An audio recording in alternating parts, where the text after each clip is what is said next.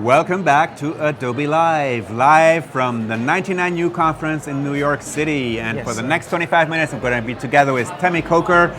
Temi is one of our creative residents from last year. Yeah, we just had the switch, and this morning it's all official. How do you feel about that? Like, you've been replaced. Yeah, I know, right? I think I'm really happy that people got the opportunity that we have, and we got to meet the residents and got to have some time with them this week, so that's been awesome. And I'm just excited. You know, now I get to like do what I've been meaning to do, which is start my own company and stuff like that, and Adobe gave me the opportunity, so I'm good. Awesome. So welcome back in the chat. Hi Ty, hi Kaida, Ryan, Eric, and and hey, Rufus, Rufus is in the house. And Heidi and Tim. Oh, hello Tim, our super moderator here. Paco is also typing from the sidelines. What's here. Up, Paco? Anita, Ty. Well, welcome back. We're here at the 11th annual 99U conference. And like I said, in New York at the Lincoln Center. And we're going to be live streaming today and tomorrow from the conference. And and in about half an hour, we're going to have a sneak peek into Photoshop for the iPad. It's awesome. So stick around. But now I just wanted to talk a little bit about your experience as a creative resident. So many of you maybe don't know what a creative resident is, but basically, why don't you explain what a creative resident is? So an Adobe Creative Resident is pretty much a program that Adobe started, which will help kickstart your career in the creative field of your choice. So it's pretty much for people who are starting to get into their creativity, and those that might be in the middle of their creativity but are trying to get higher. And Adobe supports you, they pay you salary, and you get to create the type of work you want to be hired for. So for me, for a whole year, I worked on emerging photography and graphic design, and I split it into 4 different sections: posters, fashion, album cover, and sports. And so I am finally done, and it's been an amazing experience, and right now I'm just excited for the new residents because I feel like they're going to learn so much about themselves. So they were announced yesterday. So we have 4 again in the US, 1 in the UK, 2 in Germany, and 2 new in this year, 2 in Japan. So it's going to be super interesting to see how this year works out. And was it? Oh, Tiana says your glasses are so cute. Oh, thank you, Warby Parker. I got it from Warby Parker. I don't know. All right. So one thing that I found very interesting in your project is that you said, mainly most people tell you, you either do photography or you do design, and you chose to do both, and to prove the world that it is indeed possible. It was hard because people were like, you have to pick one, and I was like, I love these two, and there's some things in graphic design that I see in photography, like composition, color, and things like that, and there's some things I see in photography that I see in graphic design, like leading lines and things like that. And so I just merged those two together, and I started this poster day project, which is like me making a poster for a whole year.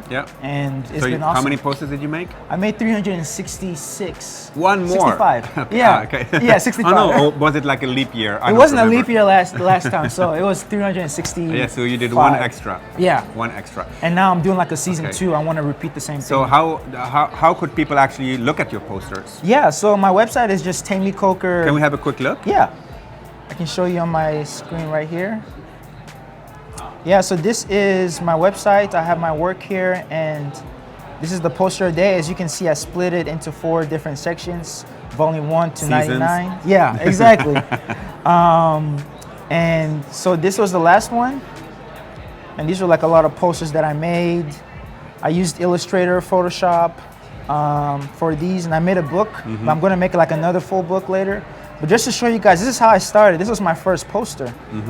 And you can see, like, I thought this was like the best thing ever when I made it.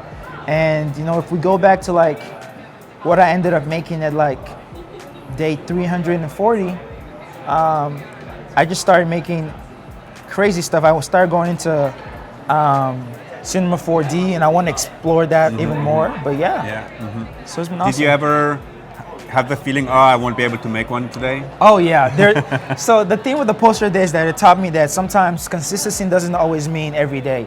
It could mean if I miss 2 days, I can come back and make up for those days. Okay. So there were some times where I missed like a week, and I had to figure out time to catch up. And so right now, like I'm behind like 3 days. Okay. So I'm gonna make like 2 posters today to catch up. So that's how it works. Yeah. Yeah, people are finding that very cool. Thank you. Oh, and yeah, like Heidi's question is similar. Did you always do the poster at the same time of day? Oh no. So before the residency, I was teaching, and sometimes I had to make my posters in class during the break. Yeah. But I taught Photoshop and design. So what I did was every Friday, us as a class, we made a poster together. And that was really just my way of making a poster for that day in class. And so, yeah. Cool. So you're gonna show us how you make one of those posters. Actually, Yeah. you're gonna. I'm gonna make a poster today. Yeah. Exactly. Yeah, because I don't have time later after this. Exactly. So let's make a poster. Yeah. And my website is just temicoker.co. I saw someone asking. Yeah. So I think Tim can put the link in. Okay. Yeah. Awesome. Yeah. So we're gonna make something like this. I made this about 20 minutes ago. Pretty simple. And we're just going to start from scratch. All right, so we're going to be using this image right here from Adobe Stock. I love Adobe Stock. They have amazing high quality images. And so what I'm going to do is I'm going to click and drag this in. I'm going to zoom in. And what I want to do is take this person out of the background. Now I'm going to go to my quick selection tool right here. Now I could draw around this, or I could just use the select subject. And what this is a new tool that was brought into Photoshop a couple of years ago, and what it does is that it picks up the edges. It's not a couple of years ago, but yeah, so it's like it feels like a couple of years ago, but it's pretty new. Pretty new. This is like artificial intelligence. Maybe was it 2 years or last year? Last year, I think. Last year, okay. Yeah. So select subject. What it does is that it picks up the edges, as long as the background and the subject are there's a contrast between them. It makes it easy. And I'm going to right click now and say select in, I'm going to say layer via copy, and it's going to make it into a copy just like that. As you can see, I'm not going to like be OCD and try to make this perfect for this, but this is what it would do. So now we have this, and now what I'm going to do is I need to draw something on her because I don't like this outfit that she has on. Do you always draw with a trackpad, or do you have you use the tablet? Or? I use my iPad sometimes, but I prefer the trackpad for this when I'm drawing. Yeah. Using the pen tool, but when I'm drawing just regularly, I will use the iPad. Okay. Yeah. So now I'm just going to use my pen tool here. If you don't know how to use the pen tool, if you search Google and search pen tool games, there are actually some games that will actually help you get better with the pen tool. So right now I'm drawing her collar. It doesn't have to be perfect. I'm going to leave it white. And now I'm going to draw her back again from here. I'm just gonna draw something like that. Let me redo this. And do you think of a theme for the poster, or is it just purely visual? Purely visual, but there's a lot of themes, especially with this one. Lately I have been working on a portrait series using this type of style where I just use shapes. And I don't know, for whatever reason, I just like using shapes on people. Partly because I can't draw, so shapes are my easiest way to do that. So I'm just gonna turn this a different color for now so that I can actually see what I'm doing. I'm gonna make a layer mask right here. And I am going. That's actually an interesting point. Temi just said, I cannot draw. Yeah, I can't draw. But like, yeah, it's hard to draw, and you know, not everybody can draw. But right. That's not a good reason not to be creative or express your creativity. Exactly. So I just find different ways. I find like a shortcut to draw. So I'm going to clip this layer here, and I'm going to also make an adjustment layer and clip it here as well. So I'm just holding down Alt and clicking in between to clip it. Now what I'm going to do is I'm just going to try and make her face a little darker. I think there was some blues in here, or greens. Yeah, there was some blues in there. Now I'm going to use the curve just to kind of make her a little bit darker. Just like that. And now I'm going to make a new layer and clip it as well. I'm going to use black. Okay, I'm going to color her face. I like her face to just be fully black. All right. So I'm using this right now. Now, if I want this to be perfect and make sure that it only touches her face and not anything else, I'm just gonna make a line here, following what she has on her head.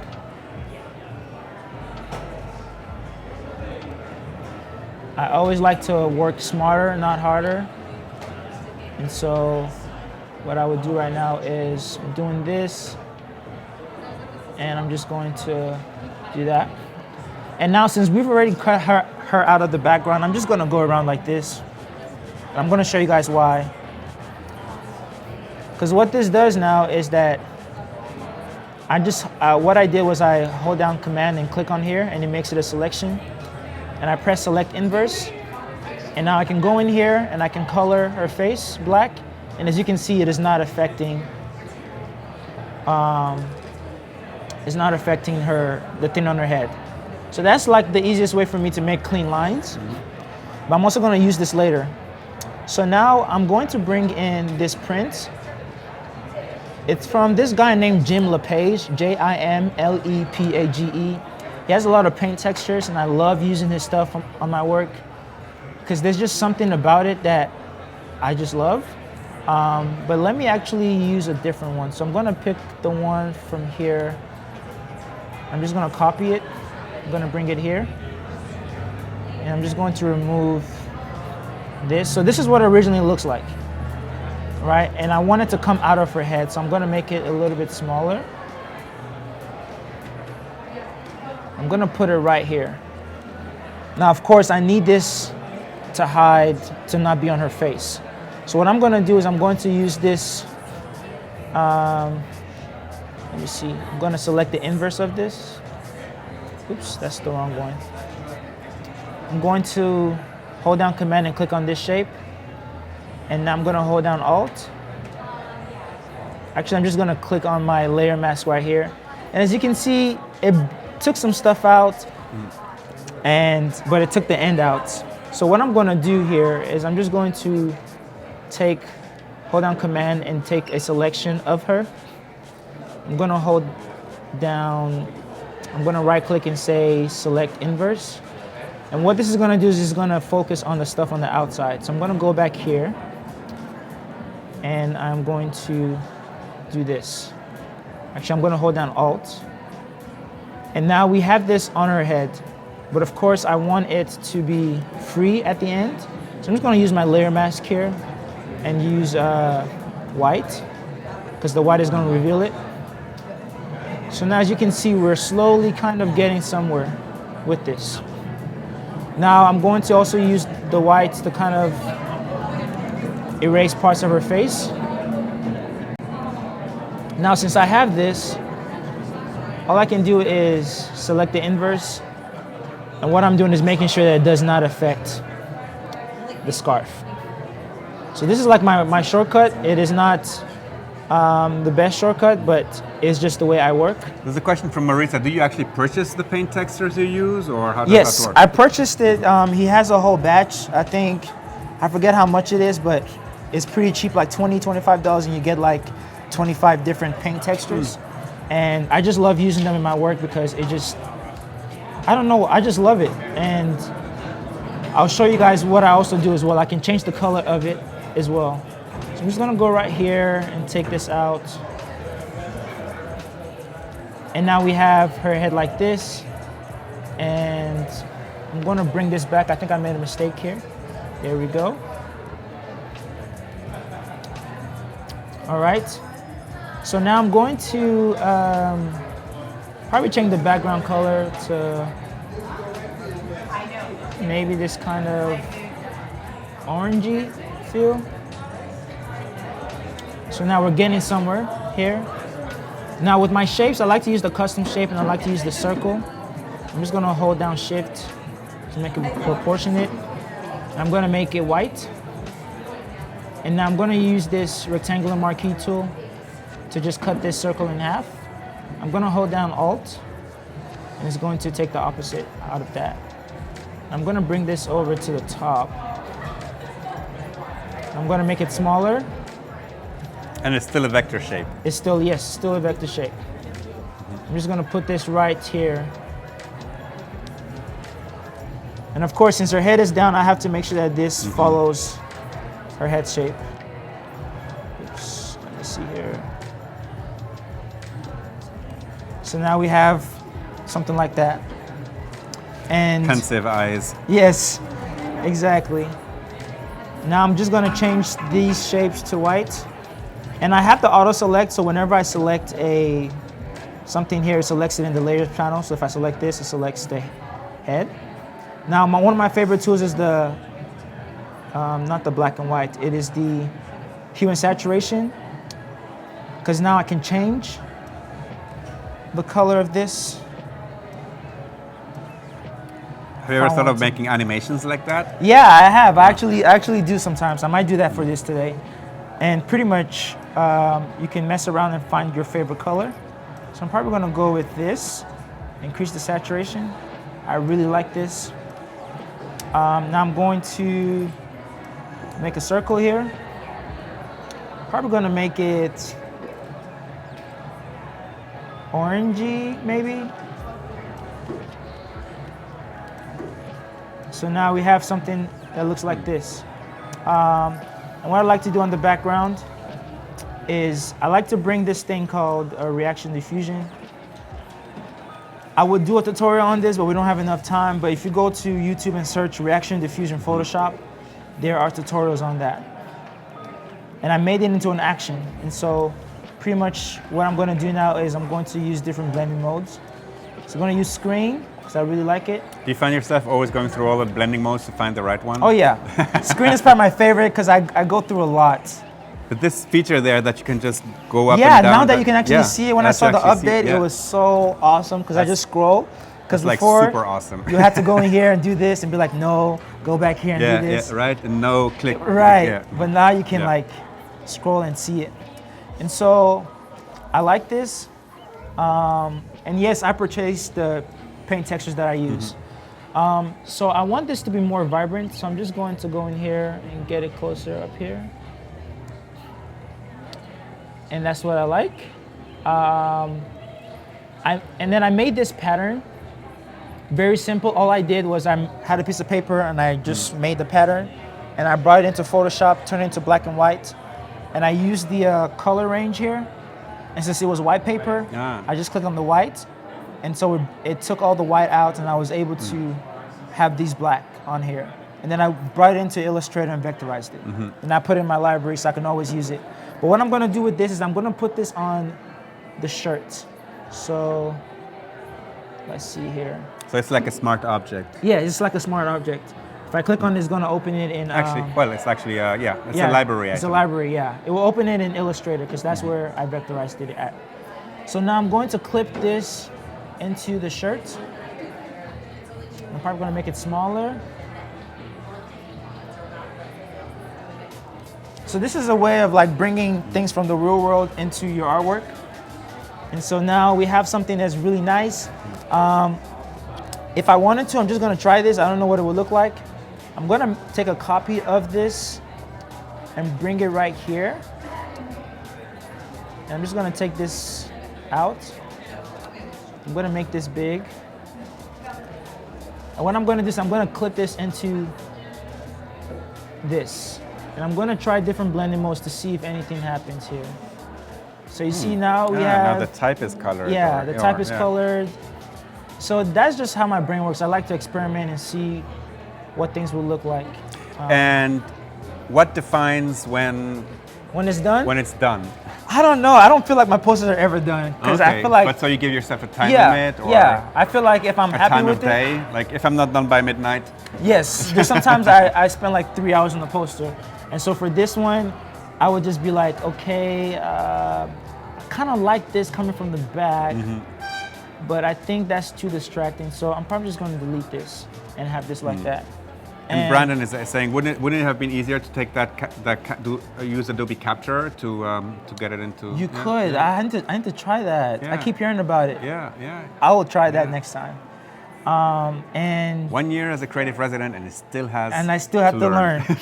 And just to show people what I was talking about, this is the initial sketch that I made, and then you just go into select color range, and click on white. Well, with Adobe Capture, you could have photographed it and it would And it have would been... done it for me? And the vectors and everything already.